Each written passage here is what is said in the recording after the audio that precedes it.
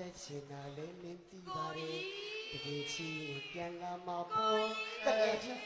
ဘာလို့နေရတော့လို့နော် ဘုရားရှင်ဆိုတာလေတကယ်ချင်းပြန်လာမှာပေါ့ သူပြောတာလေးတွေ့ရင်ကြည်နဲ့တည်းဆို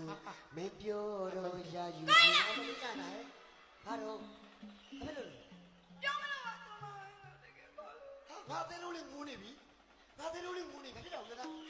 ဖြစ်တော့ အဲ့လို ဘာ လေ မှမဟုတ်ဘာမှမအကောင်ကြီးပါမြန်ပြူပါ အဲ့လိုပေါ့ဖနဲ့တက်တက် ဟုတ်လားလား ညီမလေးကိုနိုင်တယ်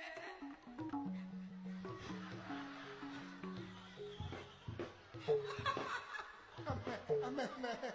အားဝင်နေတာပေါ့အမေ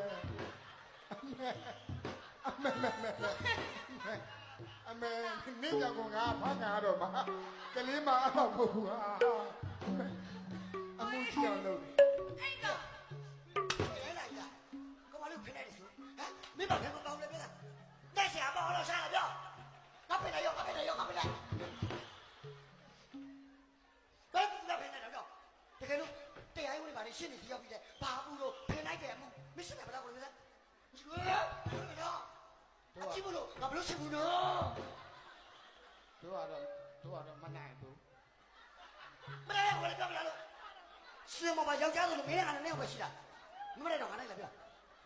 မလဲတော့ငါနိုင်မလားပြောငါတိုက်လားလို့ တို့ကတော့မနိုင်ဘူး ဟိုဘက်ကရဟိုဘက်ကနိုင်တဲ့ကောင်တွေငါသိတယ်တော့နိုင်တဲ့ကောင်တွေနိုင်တဲ့ကောင်တွေကတော့နိုင်တဲ့ကောင်တွေအကုန်လုံးကဟွာလုပ်ပြပါတော့အကုန်လုံးဟောသေးတော့ဘာမှစိတ်မဆိုးနေပါဘူး အဲ့ကောင်ကြီးပြန်လုံးပြူနေနိုင်တာညီမလေးသူ့နာမကကိုနာမက အေးပါငါဥပုပ်ချိုးတော့ငါနေနဲ့ကိုပဲ ဘုရားကကောင်းပါ ရပါပြီဟိုကြောင့်ဘာကွာရပါဖိနေတဲ့ကောင်ကြီးဟောလို့ငါနောက်ကျရင်ဝါရှင်တန်ကိုခေါ်တော့ငါဖိနေတဲ့ကောင်ကြီးလို့ခေါ်မှာမင်းဖိနေတဲ့ကောင်ကြီးစိတ်သက်သာဖိနေသမား